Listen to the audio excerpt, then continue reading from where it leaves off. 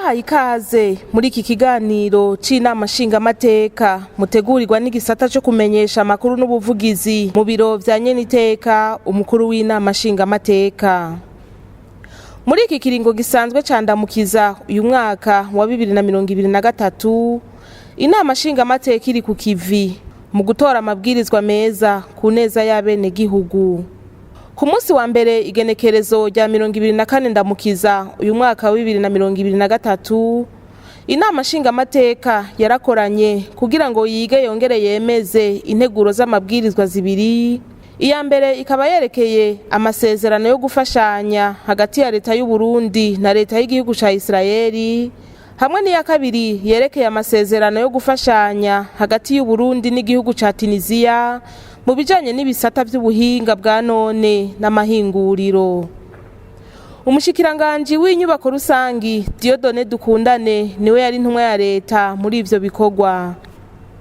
Mumvo n'imvano yatumye leta y'u Burundi ishima ayo masezerano yo gufashanya hagati y'u Burundi na Israeli, nuko Israeli ari igihugu giteye imbere mu bisata bitari bike kandi ari igihugu gito ugereranije n'u Burundi.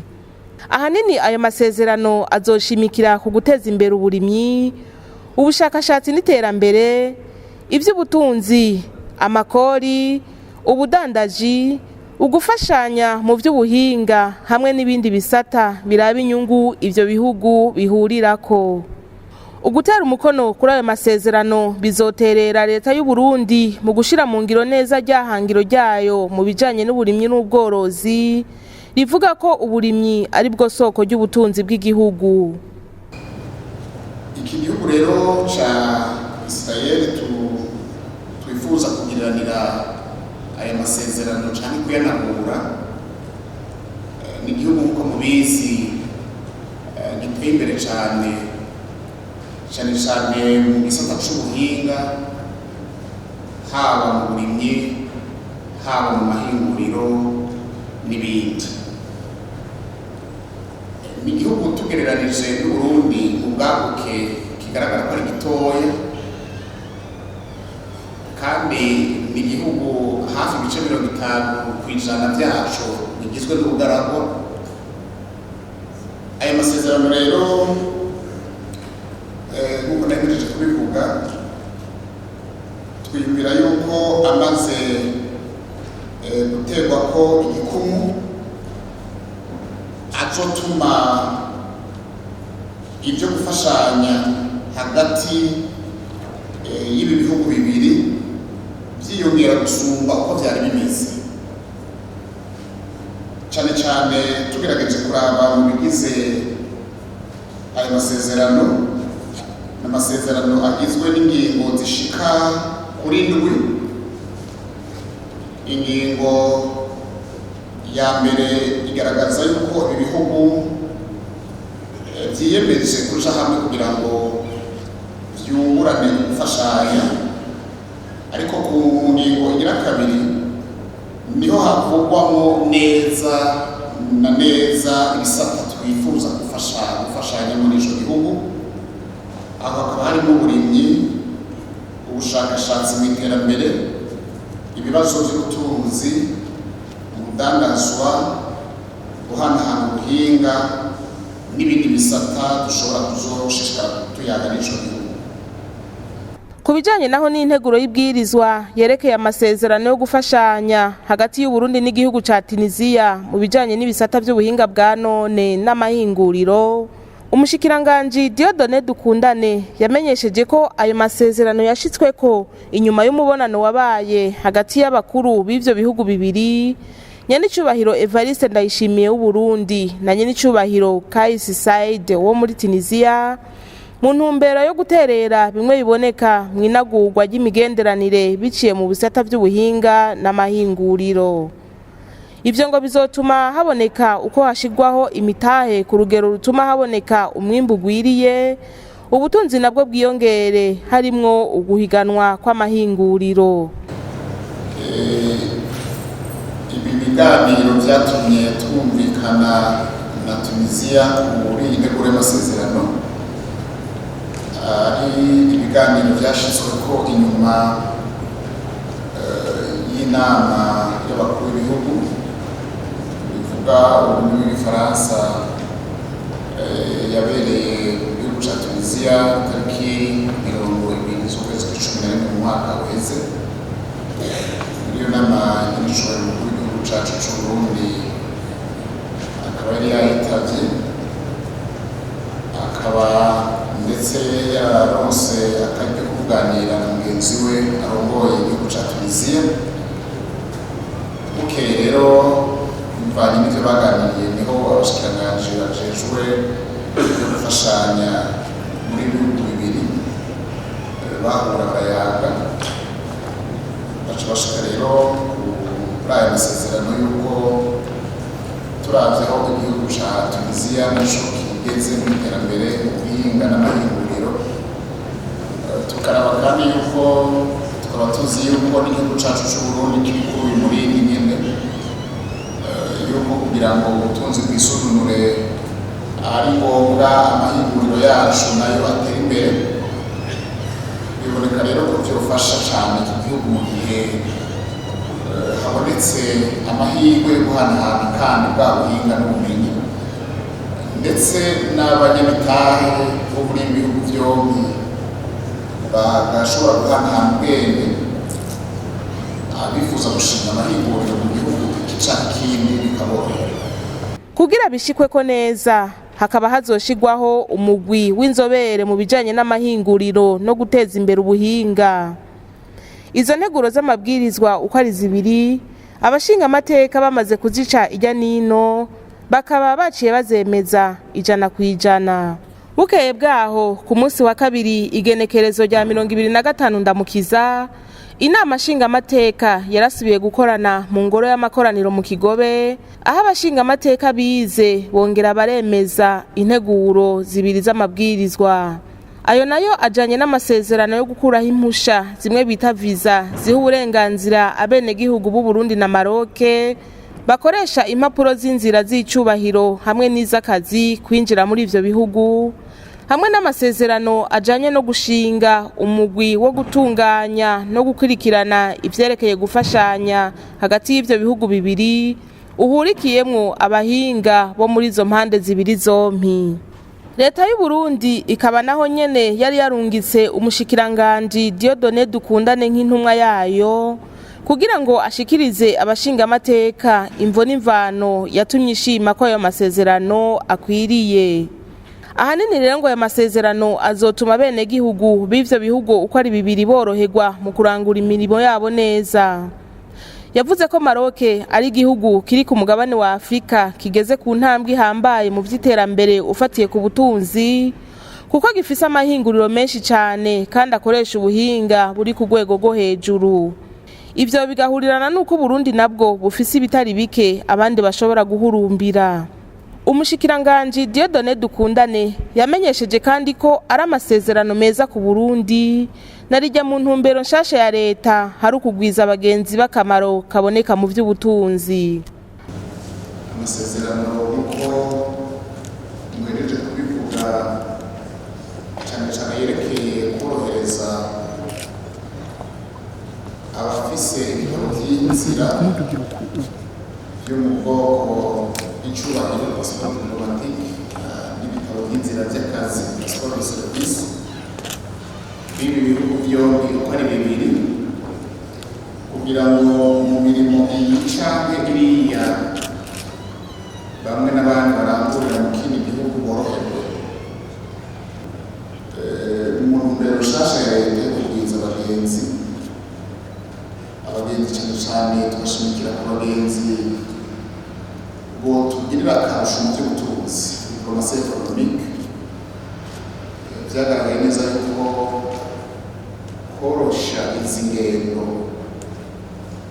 z'abakuruzi batandukanye b'ibihugu byombi byofasha cyane no kuzotera iyindi ntambwe mu minsi iza ku yandi masezerano kumbura yerekeye gufashanya by'ubutunzi no korohereza n'imitahe.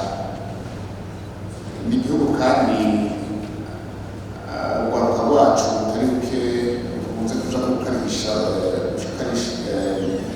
y'ubwenge mu mashuri ya kaminuza, mu mashuri y'ubuhinga atandukanye. abashinga amateka barabajije ikibazo kijanye nuko ayo masezerano aje korohereza gusa abafise ibitabo vy'inzira vy'icubahiro hamwe n'ivy'akazi ariko ntiyorohereze kandi abafise impapuro z'inzira zisanzwe kandi aribo benshi. Amaratification yose tumaze kwiga hano usanga ari amapasiporo diplomatike gusa n'amapasiporo de service. None kubera iki nimba twemeye ko igihugu gitera imbere, kubera iki tutumanza kubiganira ko abo badandaza n'abo banyeshuri cyangwa n'abo baca kwisumamo barondera akazi, kuko ibihugu byinshi iyo usanga ufise pasiporo diplomatike kenshi nta viza bakunda kwaha naho uba ubuye bwa mbere. Narigeze kubibona mu gihugu cya Mauritania, icyo gihe bavuga ko amaviza ariho mugabo ushitse n'ufise amapasiporo de service nta viza bigeze batumenyesha. Rero nabona yuko leta yoshyira ingufu cyane cyane mu kuronderera imigenderanire kuri ibi bihugu, kuri aba bantu cyane cyane baja kugukora kuri aba y'ibintu cyane abanyeshuri n'aba bantu baja kwisumamo nibo cyane cyane bakeneye igurwaho ry'aya mafaranga y'amaviza. Umushikiranganji Dieudonné Dukundane akaba yaratanze umuco kuri ico kibazo. Turavye benshi mu bikorera twabo, benshi mu banyeshuri bakoresha izi mpapuro z'inzira passport ziri mu mwuga passport ordinaire.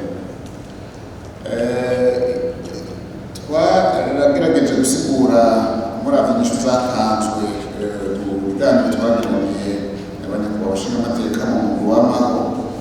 Kenshi izi passport ordinaire kugira ngo zemerwe mu bihugu cyangwa mu mugwi w'ibihugu biroroheye ari ibihugu bimaze kugiranira amasezerano yo gufashanya mu by'ubudandazwa n'imigenderanire mu bisata bitandukanye. Twatanze akarorero mu muryango wa Afurika y'Ubuseruko, turatanga akarorero mu muryango w'ibihugu bya Buraya, abaje murazi ko hariho koroherwa kwa abenegihugu babyo, hari n'ibintu biva mu gihugu ukaja mu kindi ntumenye ko wanacinjiyemo kubera ko bari hafi barabana biroroha. Ariko inyishu notanga kandi mu rundi ruhande novuga nti guhana gusinyirana amasezerano tukabanza tukorosha ingendo z'abanyacubahiro z'abakozi ba leta, kandi niko mwavyumvise muri aya masezerano mu byo bazoganira haba muri ya migwi ibahuza ya komisiyo mixte n'ayandi masezerano azokurikira. Ntameka ko iri twovuga ko ari nk'irembo, ko ari nk'intango. Ubu rero mu byo bazoganira rero hazoba kuraba mbega mu bijanye n'ubutunzi guhanahana nk'akarorero n'ibidandazwa mu gisata c'amahinguriro.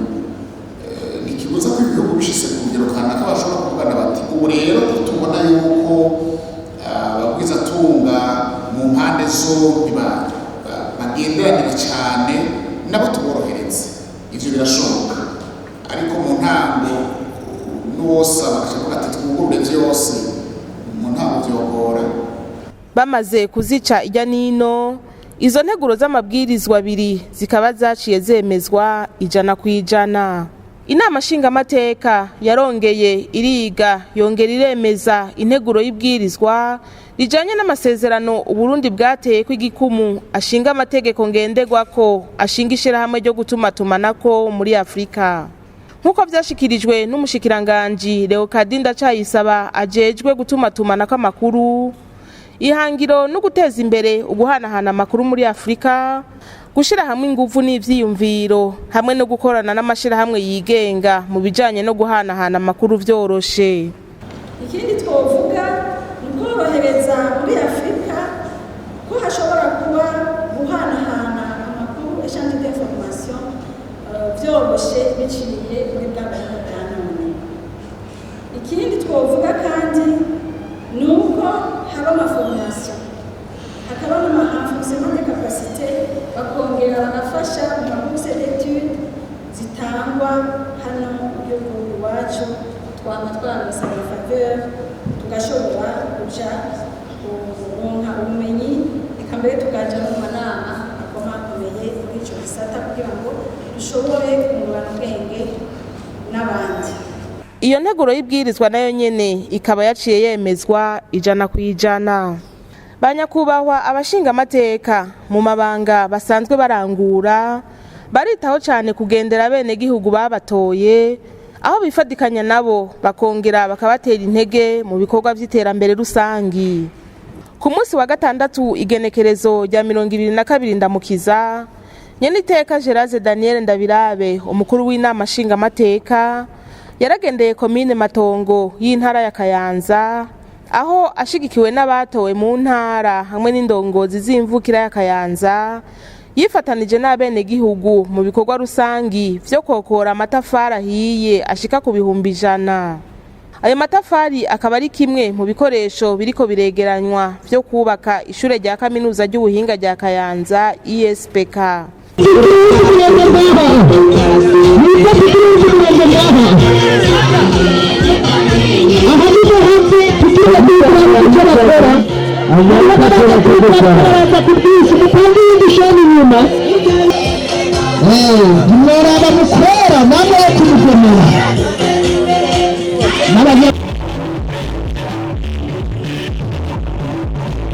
Ahejeje gukeza bene gihugu kubera bitavye ibikorwa rusanga ari benshi cyane kandi bagakorana ishaka, Nyeniteka umukuru w'inama nshinga amateka yarabibukije ko ibikorwa ari wo mushinge w'iterambere rirama.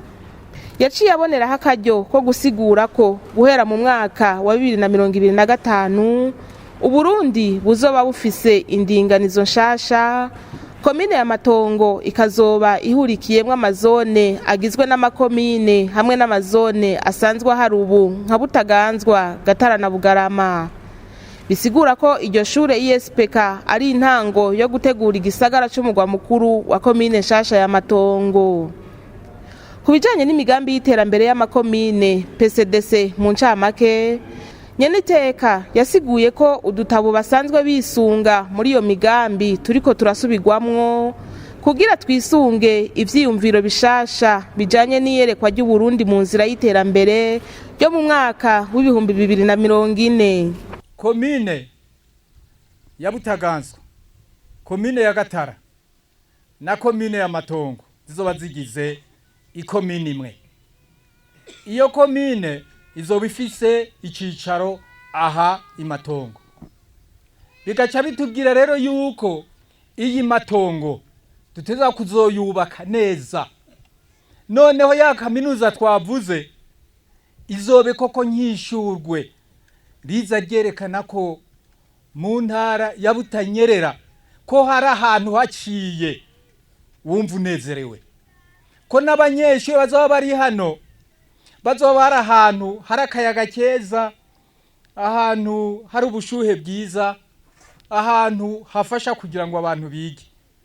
Abantu bazoca hano bose bazobone yuko muri Butanyerera bafise ikigo, kandi ikigo kitazoba ikigo gisanzwe. Twaramaze kubivuga, hazoba incabwenge za mbere muri izi ntara zitatu tuvuze zizoba ziri muri Butanyerera. Muzoba ba mbere kugira ngo abarimwe tuzobanza kwakira hano muri kaminuza. Hariho ibyo bita ama PCDC. Ama PCDC murazari abarongoye ba Mustanteri barazi ibyo ari. Ama PCDC, ama plan de développement, ngo ni plan communal de développement communautaire. Nuvayo ma PCDC arimwe ivyiyumviro vyanyu. Ivyiyumviro vyanyu ari byo byagarutse bashira mu gitabo. Ivyiyumviro vyanyu babishira mu gitabo. Ico gitabo hano muri komine kirahari. Ico rero nshaka kubabwira nuko ibyo vyiyumviro vyanyu hari ingene bagiye kongera kubihinyanyura kugira ngo babihuze n'ibihe tugezemwo, kugira ngo mu bihumbi 2040 dushobore koko kuzoba twaramaze gushika ku byo twifuza. aha rero biriko birakogwa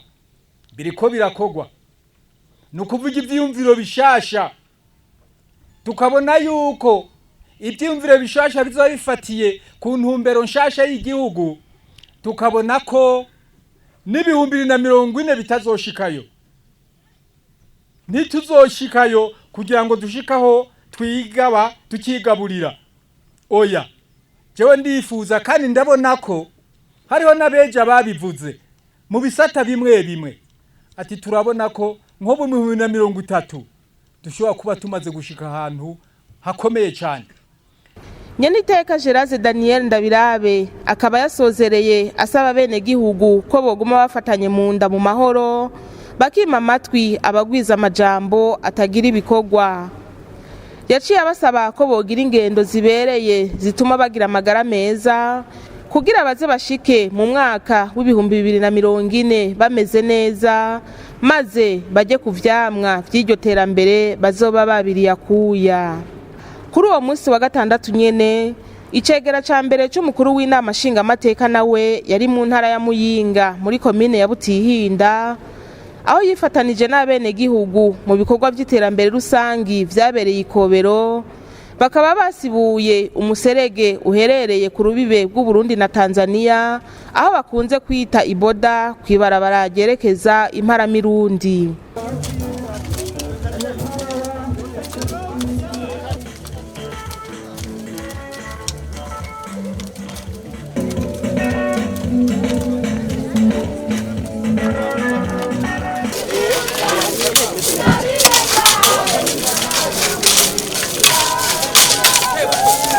Mwijambo yashikirije umushingamateka Sabine Ntakarutimana yahamagariye abene gihugu kwishingira imigambi izobateza imbere mu ntumbero yo gushira mu ngiro ca civugo canye n'icubahiro umukuru w'igihugu cuko umunwa wose woronka ico ufungura, umufuko nawo wose ukaronka amafaranga. Kugira ivyo bishoboke, umuhana wose utegerezwa gukura amaboko mu mpuzu bakijukira ibikorwa. Yabasiguriye ko iyo migambi itarinda kuba igihangange, ati urukwavu rurashobora kuvyara inka. Mukore ibikorwa vy'ukwiteza imbere, duhere mu miryango nk'uko ntasiba kubivuga, nk'uko indongozi ku rwego rw'igihugu zidasiba kubisaba bene gihugu. Ntihagire umuryango ubaho udafise umugambi w'iterambere bovuga bati iki kizodufasha. Noneho indongozi nkuru ku rwego rw'igihugu baratwereka umurongo mwiza wo kucamwo, bati ntihagire uwuvuga ko ntoronka na gatoyi nokora mu muryango wanje. Barabasavye urukwavu, ku rukwavu basanze ngo rugwira n'ingoga, turi kumwe n'ababijeje ngira ntibahava bampaririza. Urukwavu basanze rushobora kuzana umwavu, sivyo ga yemwe? Kandi barasavye ko indongozi zoja imbere. Ico rero na jewe ndagisavye kuno munsi n'ubutarabikora nawe yokwigira inama yo kubikora, kuko ni ku neza y'imiryango yacu, ni ku neza y'imitumba turiko, ni ku neza ya zone yacu, ni ku neza ya komine yacu, ni ku neza y'intara yacu, ni ku neza y'igihugu cacu. Kuko bigenze gutyo niho ca civugo c'uko umunwa wose uronka utwufungura n'umufuko ukaronka ifaranga tuzobishikako. Mu kurangiza, icegera ca mbere c'umukuru w'inama nshingamateka yarabahanuye kandi ko bokwirinda ibihuha bikunze guca ku mbuga ngurukana bumenyi. Mu gihe Uburundi n'Abarundi bashize Imana imbere, abo abene gihugu batoye ngo babaserukire barasenga bakongera bagasengera igihugu. Nyeniteka Geraze Daniel Ndabirabe umukuru w'inama nshingamateka yarasangiye igisabisho ku munsi w'Imana igenekerezo rya 2023 ndamukiza uyu mwaka n'abakristu bo mu rusengero rwa Emmanuel Imatongo.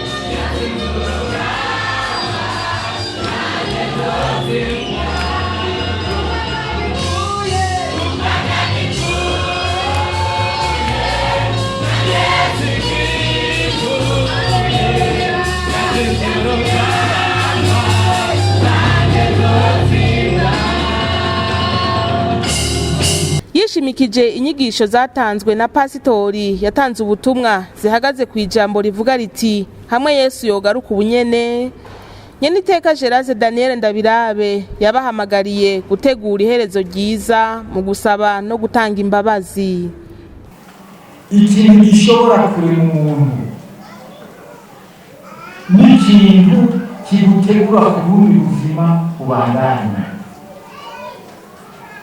Icyo kintu cya mbere gikomeye kandi cyiza cyane ni ushobora gutanga imbabazi umuntu agusaba ikigongwe. Vuba gusaba ikigongwe no gutanga imbabazi, ibyo ni byo bintu hano ku isi twebwe tuba abantu nibyo bintu bikomeye cyane, kuko ikigongwe gutanga imbabazi birarema.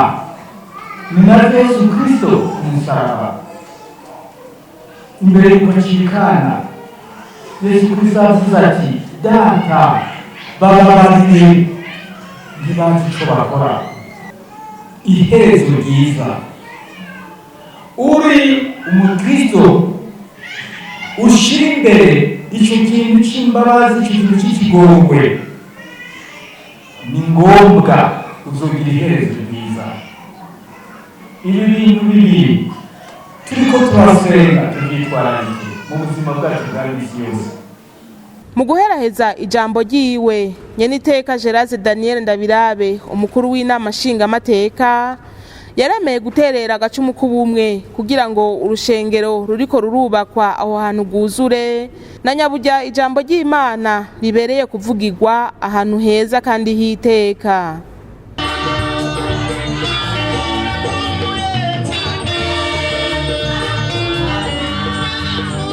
Aha hakaba ari naho dusozereye kino kiganiro. Turabashimiye mwebwe mwese mwagikurikiye, naho ubutaha.